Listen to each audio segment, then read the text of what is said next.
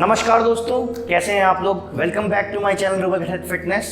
और आज हम बात करेंगे सोया प्रोटीन के बारे में। इस consumption of soya protein good और बैड, तो सब कुछ समझ लेते हैं आज विद साइंटिफिक फैक्ट्स। तो बने रहिए दोस्तों।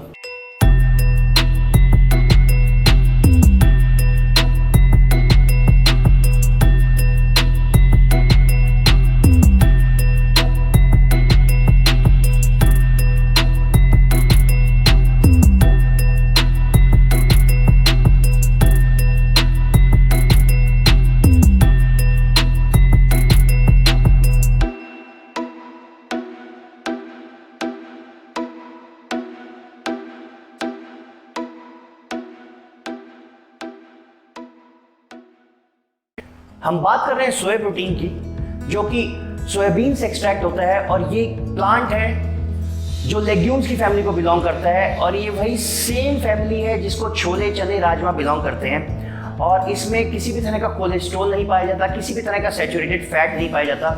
लेकिन लोगों के दिमाग में इतना कन्फ्यूजन है इसको लेके कि सोया प्रोटीन कंज्यूम करने से आपके एस्ट्रोजन लेवल बढ़ सकते हैं, आपका टेस्टोस्टेरोन कम हो सकता है, आपको बहुत सारे हेल्थ इश्यूज हो सकते हैं, जैसे कि गायनोकोमेस्टिया, जिसको मेल ब्रेस्ट फॉर्मेशन भी बोलते हैं। तो सोयाबीन में क्या ऐसी चीज़ पाई जाती है, ये डिस्कस कर लेते हैं सबसे पहले। तो इससे पहले मैं आपको थोड़ा समझा देता हूँ हार्मोन कैसे फंक्शन करता है बॉडी में, फीमेल हार्मोन या मेल हार्मोन। तो जब भी हमारी बॉडी में किसी भी तरह का हार्मोन प्रोड्यूस होता है या बाहर से आता है, तो सबसे पहले हमारी बॉडी में रिसेप्टर्स होते हैं। हर पार्ट्स पे कई जगहों पे रिसेप्टर्स होते हैं उस हार्मोन के, जिसके साथ जाके हमारा हार्मोन बाइंड करता है और तब अपना फंक्शन दिखाता है, अपनी प्रॉपर्टीज शो करता है। बात करें अगर फीमेल और मेल हार्मोन की, तो हमारी बॉडी में टेस्टोस्टेरोन जो होता है वो मेल हार्मोन होता है, और एस्ट्रोजन जो होता है वो फीमेल हार्मोन होता है। यहाँ पे अगर आप देखें तो मेल्स में टेस्टोस्टेरोन की मात्रा बहुत ज़्यादा पाई जाती है compare to estrogen. Now coming back to the topic, soya में पाया जाता है फाइटोएस्ट्रोजन, जो कि आइसोफ्लेवोन्स भी नाम से भी जाना जाता है। अब इस फाइटोएस्ट्रोजन का जो स्ट्रक्चर होता है वो सेम हमारा एस्ट्रोजन का स्ट्रक्चर होता है, जो हमारी बॉडी में ऑलरेडी होता है, ऑलरेडी प्रोड्यूस होता है। क्योंकि एस्ट्रोजन के भी बहुत काम होते हैं, इसलिए बॉडी फीमेल हार्मोन भी प्रोड्यूस करती है। अब सेम स्ट्रक्चर होने की वजह से ये जाता है और हमारी बॉडी में जो एस्ट्रोजन के रिसेप्टर होते हैं उसके साथ बाइंड कर जाता है।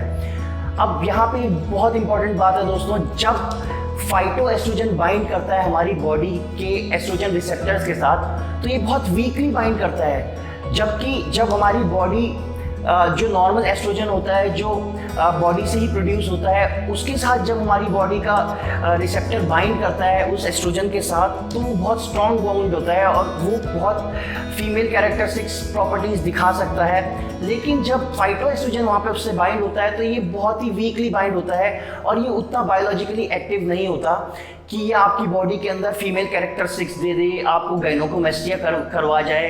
तो ये बिल्कुल भी गलत, जिसने भी बताया है, जिसके भी दिमाग में ये डाउट है, ये बहुत ही गलत है। क्योंकि जो फाइटोएस्ट्रोजन होते हैं, आइसोफ्लेवोन्स जो होते हैं, हाँ वो एस्ट्रोजन लाइक प्रॉपर्टीज होती है, लेकिन वो मेल बॉडी में या फिर फीमेल ह्यूमन बॉडी में उनका कभी भी बाइंडिंग इतना स्ट्रांग नहीं हो पाता है कि वो फीमेल कैरेक्टरिस्टिक्स आपको दें। और तो और ये आइसोफ्लेवोन्स बहुत फायदेजनक होते हैं बॉडी के लिए। अगर इनका कंजम्पशन करते हैं तो ये कैंसर थेरेपी में बहुत काम आता है। आपकी लिपिड प्रोफाइल को ये बहुत इम्प्रूव करता है। बोन डेंसिटी में इसका बहुत बड़ा हाथ है। तो अगर आप ये सोच के सोया प्रोटीन को नहीं ले रहे हैं कि आपकी बॉडी में फाइटोएस्ट्रोजन या एस्ट्रोजन बढ़ जाएगा, तो ये बहुत बड़ा गलत मिथ है, आपने दिमाग में पाला हुआ है ये मिथ। इसको ख़त्म कीजिए। दूसरी चीज़ पे आ जाते हैं हम यहाँ पे, बायो अवेलेबिलिटी ऑफ सोयाबीन। तो सोयाबीन लोग बोलते हैं बहुत अच्छा प्रोटीन सोर्स है, लेकिन यहाँ पे एक चीज़ ध्यान में रखनी है कि सोयाबीन जब आप कंज्यूम कर रहे हैं या सोया प्रोटीन जब आप कंज्यूम कर रहे हैं, तो उसमें जो कार्बोहाइड्रेट है वो बहुत ज़्यादा है compare to normal protein sources से। अगर आप चिकन को देखें या एग को देखें और सोयाबीन को देखें, तो सोयाबीन में प्रोटीन तो है, ठीक है, 52% प्रोटीन होता है सोयाबीन में, लेकिन आपका जो कार्बोहाइड्रेट है वो भी बहुत ज़्यादा है। तो 5:3 का रेशियो रहता है।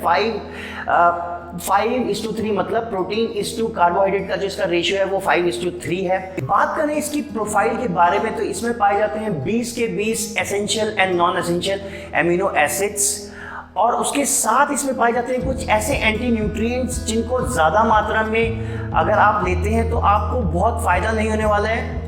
जैसे कि इसमें पाए जाते हैं ऑक्सीलेट्स, जो कि एक ऐसा एंटी न्यूट्रिएंट है जिसके कंजम्पशन से आपकी बॉडी कैल्शियम एब्जॉर्ब कम कर देती है, कैल्शियम का एब्जॉर्प्शन कम हो जाता है बॉडी में। और तो और इसके अंदर बहुत सारी ऐसी चीज़ें भी पाई जाती हैं, जैसे आप लगा लीजिए गोइट्रोजिन्स और भी फाइटिक एसिड।